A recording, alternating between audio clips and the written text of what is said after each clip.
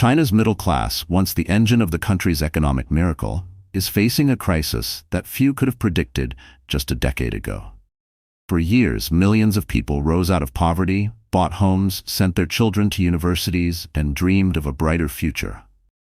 But today, many of those dreams are unraveling. Families are struggling to keep up with costs, youth unemployment is soaring, and confidence in the future is fading. So, what exactly is happening to China's middle class, and why does it matter for the rest of the world? At the heart of this collapse is a property market in turmoil. For decades, real estate was seen as a guaranteed path to wealth. People poured their life savings into apartments, sometimes buying multiple properties, believing prices would only go up. But when giant developers like Evergrande defaulted on debts, the illusion shattered.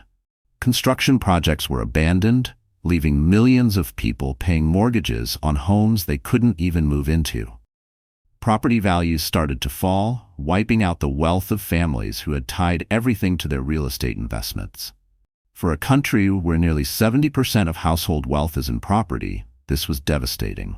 At the same time, China's economy is slowing down. After years of double-digit growth, the momentum has faded. Factories are closing, exports are struggling, and small businesses are going bankrupt. The government's strict COVID policies in recent years crippled many local economies, and even after reopening, recovery has been sluggish. For middle-class workers, this means job losses, wage cuts, and fewer opportunities. College graduates are entering the worst job market in decades, with millions unable to find work. Many are stuck living with their parents, their dreams of financial independence slipping away. Rising costs are squeezing families even further. Education, healthcare, and elderly care have become incredibly expensive.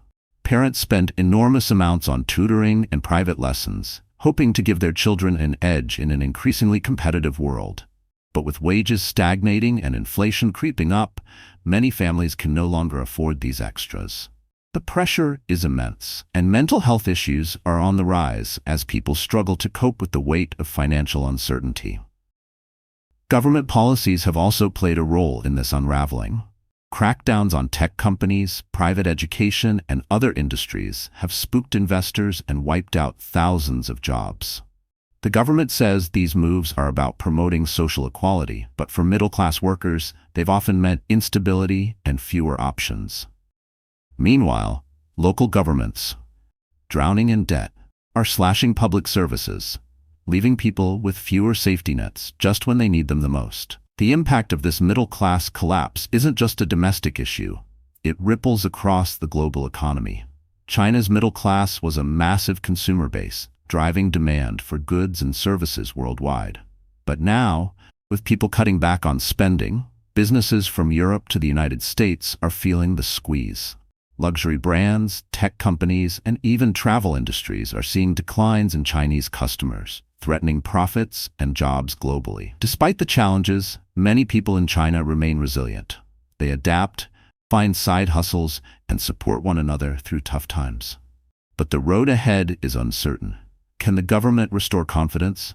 Will policies change to ease the burden on struggling families?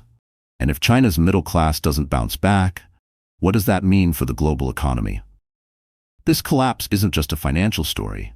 It's a human one. It's about people who worked tirelessly to build a better future, only to watch it slip through their fingers. Understanding what's happening in China's middle class isn't just important for economists or policymakers. It's crucial for anyone who wants to grasp the changing tides of the global economy. Because when the middle class falters, the whole system shakes, and the aftershocks can be felt around the world. But to truly understand the full impact, we need to dive deeper into the ripple effects across different sectors of society. The housing market, for example, wasn't just a way to build wealth. It was a pillar of social status and family security. Parents would buy homes for their children to help them secure marriages, as owning property is often seen as a prerequisite for starting a family in many parts of China. When property values dropped, it wasn't just money lost. It was future prospects shattered, family tensions rising, and social pressures intensifying. The education system, once seen as a ticket to upward mobility, is now a source of immense stress. With fewer jobs and heightened competition, families feel they must invest even more in their children's education just to maintain their social standing. This has led to a booming, unregulated shadow education industry, where private tutors charge exorbitant fees. When the government cracked down on this industry, many middle-class families were left without the support they had come to rely on. Yet the expectations of academic excellence remained. Meanwhile, youth disillusionment is growing.